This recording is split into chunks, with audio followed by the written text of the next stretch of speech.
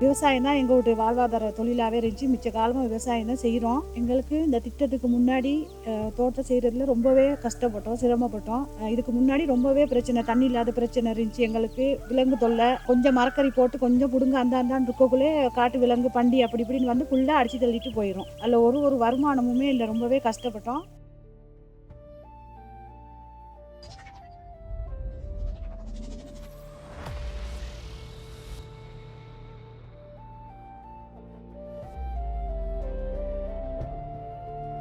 இந்த திட்டத்துக்கு முன்னாடி தண்ணி போடுறது சரியான கஷ்டம் எங்களுக்கு.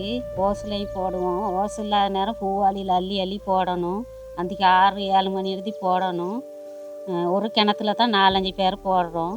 எங்களுக்கு காட்டு சீவாத்துனாலையும் தண்ணினாலையும் தான் சரியான பிரச்சனை இருக்குது.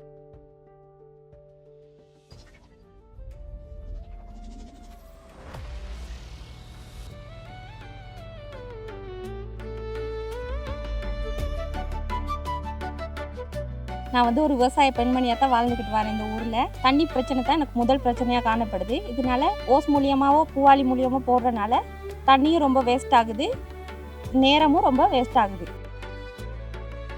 ஜப்பான் நிதி உதவியால் UNDP நிறுவனத்தினால் வழங்கப்பட்ட இந்த தூவல் நீர் பாசனமானது எங்களுக்கு ரொம்ப யூஸ்ஃபுல்லாக இருக்குது. இது மூலியமாக நேரமும் சிக்கனப்படுத்தக்கூடியதாக இருக்குது. எங்களால் இன்னும் ஒரே நேரத்தில் வந்து பல இடங்களுக்கு நீரை பாய்ச்சக்கூடியதாகவும் இருக்குது. இதனால எங்களுக்கு வந்து தண்ணியை வந்து சிக்கனமாக பயன்படுத்தக்கூடியதாகவும் இருக்குது.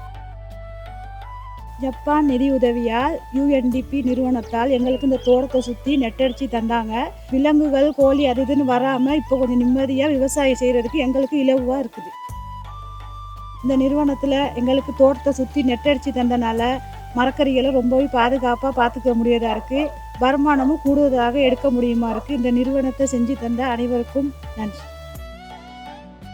முன்னைய விட இப்போ வந்து நாங்கள் அதிகமாகவே விவசாயத்தை செய்கிறோம். காரணம் வந்து தண்ணியும் மிச்சமாக இருக்குது, நேரமும் மிச்சமாக இருக்குது. இன்னமும் அதிகமாக செய்வோம் நாங்கள் விவசாயத்தை சந்தோஷமா. நாங்கள் இப்போ சந்தோஷமா விவசாயம் செய்ய ஜப்பான் மக்களுக்கு நன்றி.